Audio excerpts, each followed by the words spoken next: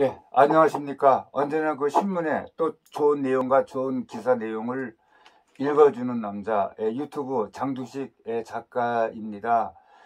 이번에는 중국 역사 애국에 당당히 맞서야 된다는 그 주제로 이야기를 해보도록 하겠습니다. 중국에 대한 그 얘기는 앞으로도 계속 할 것 같습니다. 중국에서는 해도 너무한다고 하는 생각이 듭니다.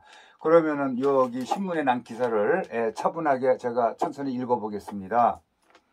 벌써 1992년도에 우리가 대한민국과 중화인민공화국이 수교를 했고, 그 수교를 했을 때 대통령이 제13대 노태우 대통령 때 수교를 했습니다.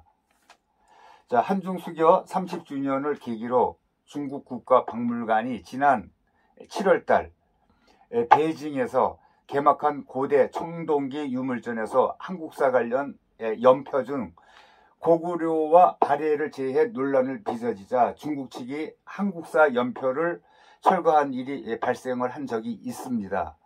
중국이 2002년부터 고구려와 발해를 소수민족 지방 정권으로 자국 역사에 편입하기 위해 추진해온 동북공정 의도를 노골적으로 드러낸 것이다. 중국은 동북공정뿐 아니라 탐원공정, 단대공정 등 일련의 역사공정 등을 통해 몽골, 티베트, 신장, 동북 삼성 지역의 문화와 역사를 중국사에 편입하는 시도를 하고 있다. 2000년대 초에 시작된 팀원공정은 신화와 전설의 영역이던 삼항오제 시대까지 자국사에 포함시켜 중화 문명의 기원을 최고 1만 년 전까지 끌어올리는 프로젝트였다.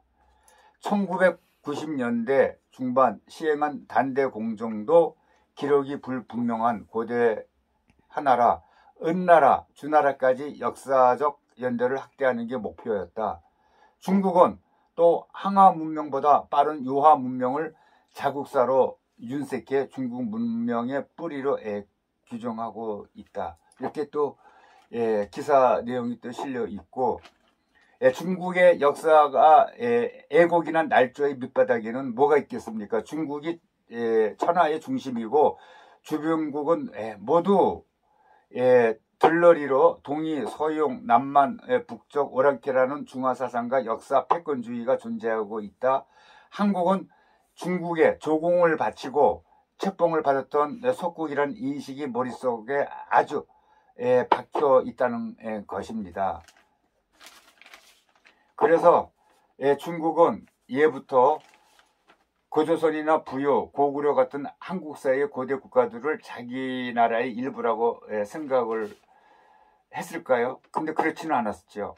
미국 학자인 존 댕커 명예교수는 중국의 역사서들은 고구려를 봉기, 제왕의 역사를 기록한 부분, 그게 아니라 동이전 같은 열전의 수록을 함으로써 분명히 타자로 기록을 하고 있다고 지적을 했고, 고조선과 부여, 발해 역시 중국 역사서의 열전에 기록이 되어 있습니다. 당연히 중국이 아닌 애국의 역사라는 이 의미겠죠. 이러한 사고방식은 지난 수천 년간 줄곧 이어왔고 1949년 현 중화인민공화국 정부가 들어선 뒤에도 마찬가지였습니다.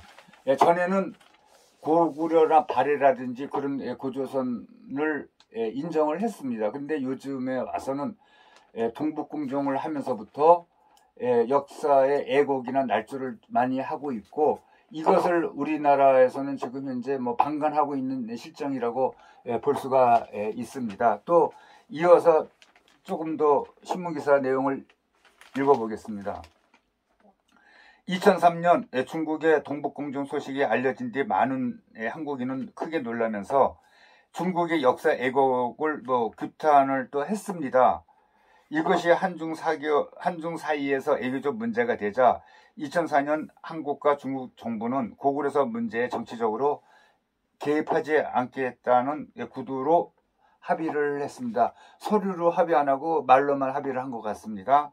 그러나 처음부터 중국 정부의 주도로 이루어진 동북공정은 순수한 학술 문제가 아니었고 중국은 계속해서 고구려 역사를 애곡하는 물밑 작업을 지금까지도 진행을 하고 있습니다.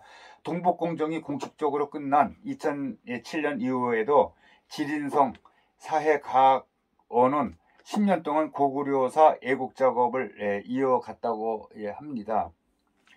2017년 한국인들은 한 외신 보도에 크게 놀라지 않을 수 없었습니다.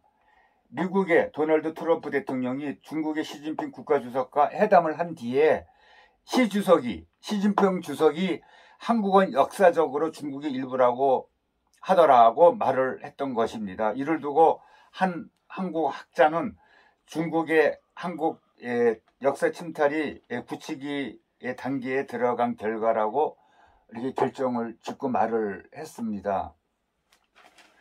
또 2020년 또 큰 사건이 일어났습니다. 한복과 김치도 중국 것이라고 얘네들이 주장을 했던 중국의 이른바 한복 공정과 김치 공정도 이 같은 맥락에서 보면 왜 일어난 것인지 알 수가 있는 것이죠.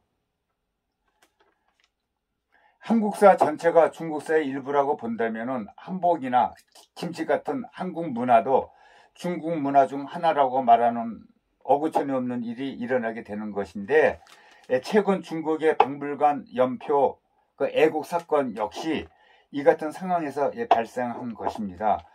통일적 다민족 국가론을 바탕으로 한 중국의 역사 애국은 한국과의 관계뿐 아니라 아시아 평화에 큰 위협이 되는 요소입니다. 중국은 동북공정 이전에 서남공정, 서북공정을 통해 티베르의 또 이기루 역사를 중국사의 일부라고 또 주장을 했고, 한국과 마찬가지로 주권을 지닌 나라인 몽골과 베트남 역사까지도 자기네 나라의 역사에 집어넣는 침탈 작업을 벌여왔습니다.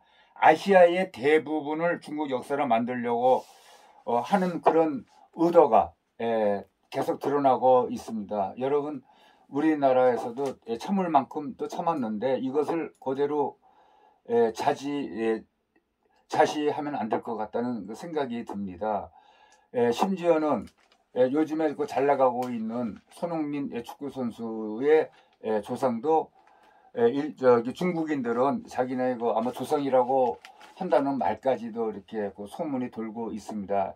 도대체 말이 안 되는 여러 가지로 좋은 거는 다 중국의 역사에 집어넣으려고 하는 중국인들의 의도를 정말 이렇게 묵과해서는 안 될 것이라는 생각에 제가 조금 긴 시간 동안 신문의 내용을 읽어드렸습니다. 시청해 주셔서 또 감사합니다.